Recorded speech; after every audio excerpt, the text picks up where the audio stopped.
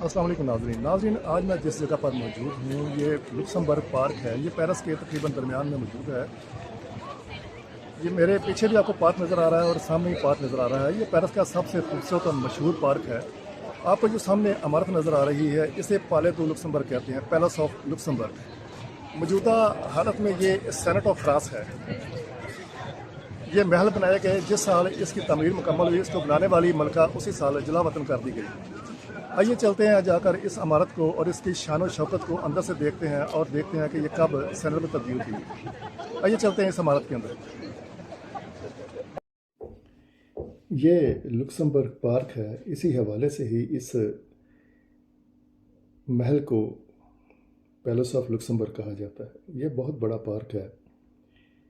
इसमें ग्राउंड्स बनी हुई हैं बच्चों के लिए खेलने के लिए, बहुत सारी चीज़ें बनाई हुई हैं यहाँ पे। ये सामने जो झीलनुमा छोटा सा नज़र आ रहा है, इसमें बच्चों के लिए छोटी किश्तियाँ रिमोट के ज़रिए चलाने के लिए किराए पे दी जाती हैं यहाँ पे। ये हम रुईदू वजीरात की तरफ आ गए हैं, जहाँ से इस महल का मेन दरवाज़ा है। ये मेन दाखिली रास्ता इधर से है इसका, सड़क की तरफ से। पीछे जो है वो पार्क है। अब हम अंदर दाखिल होने के लिए ये इस देखें लोगों की लाइन कितनी लगी है। मैं रिक्वेस्ट करके स्पेशल प्रोटोकॉल के साथ जा रहा हूँ उसके साथ। ये जितने लोग आपको इस जगह पे नज़र आ रहे हैं, इससे 4 गुना ज़्यादा बाहर इस बिल्डिंग के बाहर खड़े हैं। यहाँ पे आप रोक लेते हैं, फिर थोड़े थोड़े लोगों को आगे जाने के लिए इजाज़त होती है। वहाँ पे सिक्योरिटी चेक के बाद हम अंदर दाखिल होते हैं। अब हम अंदर दाखिल हो चुके हैं। ये जो पहला कमरा नज़र आ रहा है, इस कमरे को सोने की किताब कहा जाता है। नाज़रीन, ये सेनेट ऑफ फ्रांस जो है, पहले महल था, इसे पैलेस ऑफ लुक्समबर्ग कहा जाता है। और ये मारी दू मेडिसी मलका ने सोलोमन दू ब्रोस आर्किटेक्ट को 1615 में इसे बनाने का काम दिया था और उसने इसको 1631 में मुकम्मल किया। 1625 से मलका इस महल में मौजूद थी और इसका साथ काम होता रहा। और जिस साल इसकी मरम्मत मुकम्मल हुई, यानी इसकी तामीर मुकम्मल हुई, उसी साल मलका को उसके बेटे ने लुइस 13 ने उसको बेदखल कर दिया, जलावतन कर दिया।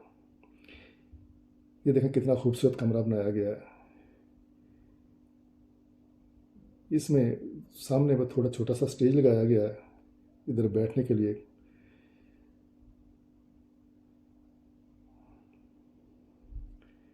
मीटिंग का कमरा कह सकते हैं हम इसे। ये अब हम दूसरी तरफ से इसको देखते हैं। उसके अपने बेटे के साथ कुछ मसाइल थे। उन दिनों जिस वक़्त ये महल बनाया गया, यह सारा चक्कर था, फ्रांस 30 साला जंग लड़ रहा था। स्पेन, इटली और दूसरे यूरोपीय मुमालिक के साथ उसकी जंगें चल रही थी। इटली पर मुहिम जोई के हवाले से उसकी अपनी वालदा के साथ कुछ इख्तलाफात थे। उसकी वालदा ने मलका मारी ने कुछ फ़ैसले ऐसे किए जिसका बेटे को नहीं बताया था। और एक उनका वज़ीर था रोशलो, उसके साथ उसके मसाइल चल रहे थे, उसको निकलवाना चाहती थी। इस हवाले से उनके दरमियान कशीदगी बढ़ी और आखिरकार उसने वज़ीर का साथ दिया और माँ को इस महल से बेदखल करके जलावतन कर दिया। बाद में उनकी सुलह हो गई थी। ये अब हम जिस कमरे में दाखिल हो रहे हैं, ये बहुत बड़ा हॉल है। इसे सालदू कॉन्फ्रेंस हॉल कहते हैं। ये देखें बड़ा खूबसूरत बनाया गया इसे।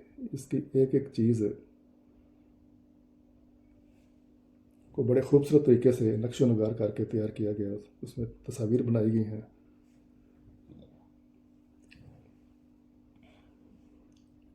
ऐसा ही लगता है किसी सोने के कमरे में हम बैठ गए।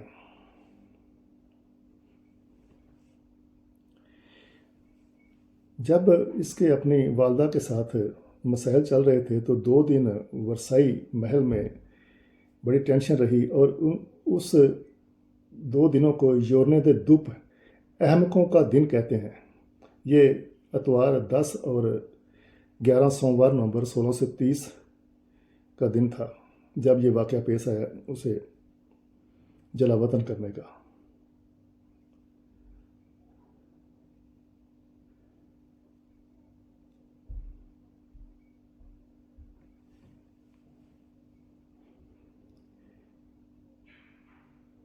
सेवनटीन 99 और 1795 तक इसे कंसई दे आंसियंस कहते थे सेनेट को।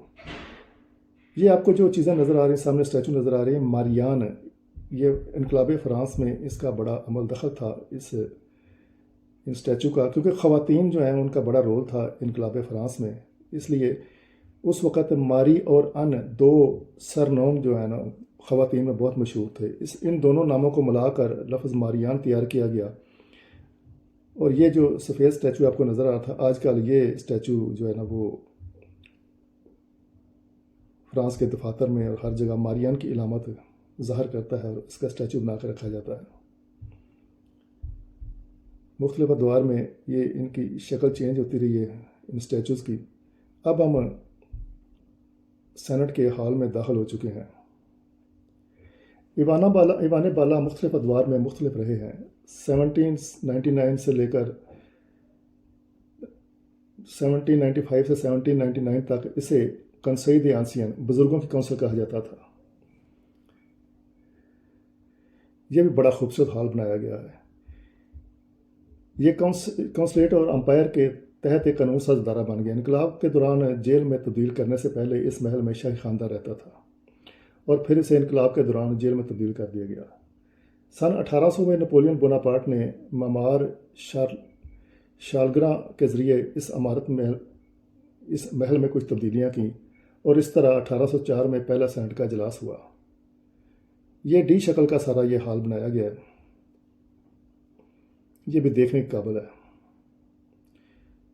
तब इसके 80 सेनेटर्स थे। उन्होंने शहनशाह के फैसलों की मंजूरी के लिए ज़िम्मेदार कंजर्वेटिव सेनेट तश्कील दी। 1814 में इसके ज़वाल के बाद सेनेट की जगह चैम्बर ऑफ पेयर्स ने ले ली। फिर मसला पैदा हुआ कि चैम्बर ऑफ पेयर्स के 271 अरकान को इंस्टॉल कैसे किया जाए। 1836 में लुई फिलिप ने इस महल को बड़ा करवाया। ये इसकी लाइब्रेरी आप देख सकते हैं। ये लाइब्रेरी इस महल में 2 हिस्सों में तकसीम है और इसमें 4,50,000 के करीब जिल्दें और मखतूतात मौजूद हैं, जो बहुत पुराने और नए भी किताबें हैं इसमें। बड़ी खूबसूरत लाइब्रेरी है।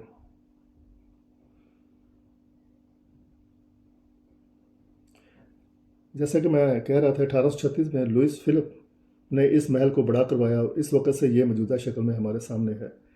दूसरी जंग अज़ीम के दौरान महल पर कब्ज़ा कर लिया गया और फिर 1944 में इसे आज़ाद कर दिया गया।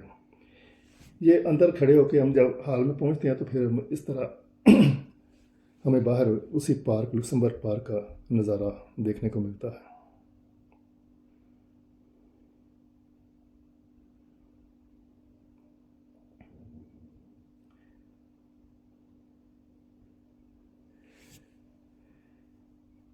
ये देखें, ये कितना खूबसूरत कमरा तैयार किया गया। ये सेक्रेटरीज़ के, मुख्तलिफ डायरेक्टर्स के अब कमरे बना दिए गए हैं सेनेट के।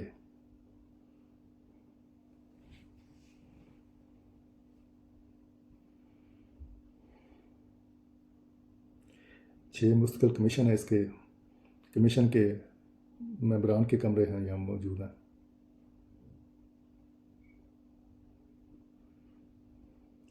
उन्नीस सौ 58 में चार्ल्स डिगॉल ने 5वीं जमहूरिया की बुनियाद रखी।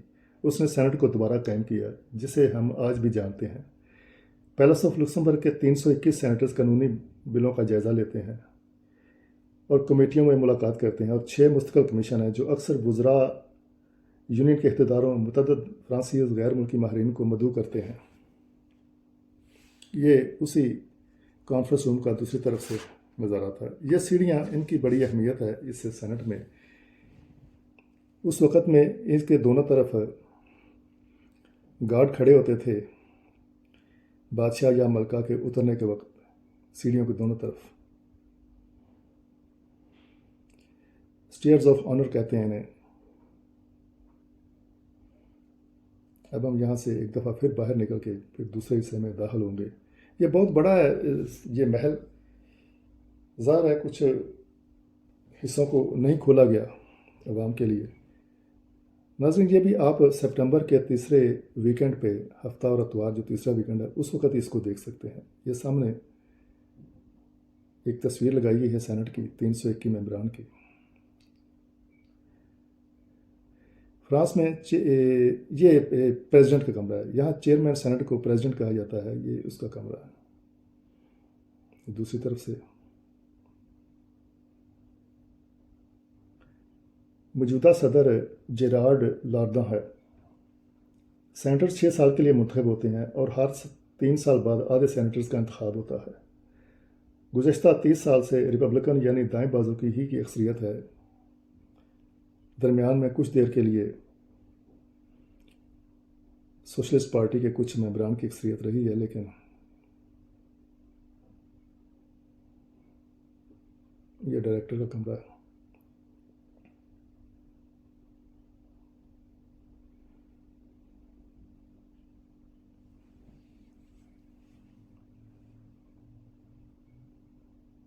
इस महल को बनाते वक्त भी हर चीज़ का बड़ा अच्छे तरीके से ख्याल रखा गया था। 2 दफ़ा इसमें तब्दीलियाँ भी की गई हैं, पहले सन 1800 में, उसके बाद 1836 में।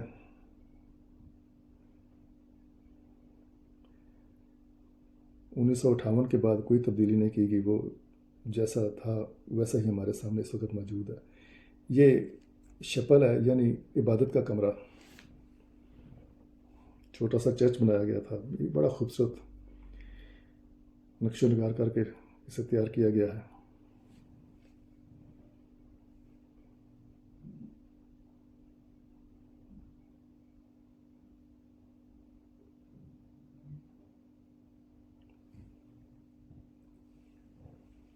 ये दरमियान में कुछ सीढ़ियाँ आ गई हैं।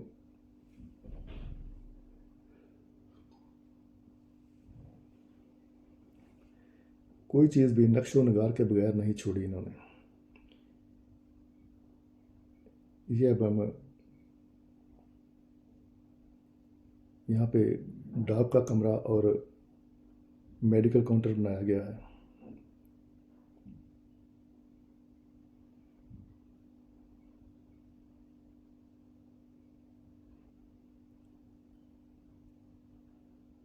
ये जितने भी इनकी इमारतें हैं जो जिनमें अब जैसे ये सेनेट है, प्रेसिडेंट हाउस है, असम्बली हॉल है, या अभी दूसरा व्लॉग मैं आपको मिनिस्ट्री ऑफ फॉरेन अफेयर्स के हवाले से भी दिखाऊंगा।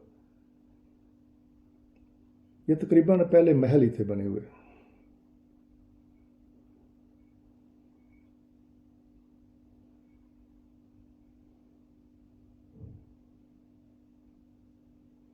बहुत बड़ी तादाद में लोग हैं। बाहर जो लाइन लगी हुई थी, एक जो मैंने आपको दिखाई, वो तो अंदर की लाइन थी। बाहर जो है वो तकरीबन, अगर आप लाइन में लग के तो इसे देखना चाहते हैं तो 3 से 4 घंटे का टाइम है।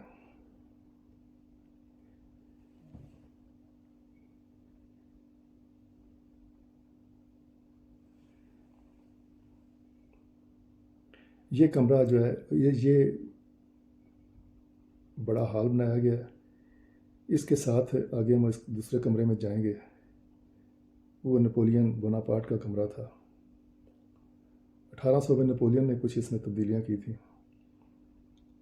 और 1814 में पहली दफ़ा सेनेट के हवाले से यहाँ पर मीटिंग्स हुई थी। यहाँ से भी हम पार्क का नज़ारा कर सकते हैं।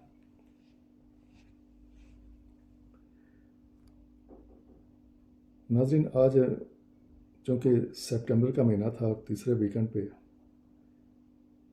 मैंने इन जगहों पर दौरा किया और आप लोगों के लिए व्लॉग तैयार किए। इसके बाद अगला व्लॉग अब मैं मिनिस्ट्री ऑफ फॉरेन अफेयर्स, उसके बाद सोरबन यूनिवर्सिटी का आपकी खिदमत में पेश करूँगा। ये नेपोलियन बोनापार्ट का कमरा था, ये सामने उसकी सारी हिस्ट्री लिखी गई है, वो सामने उसका पोर्ट्रेट नज़र आ रहा है। मैं उम्मीद करता हूँ कि आपको मेरी ये कोशिश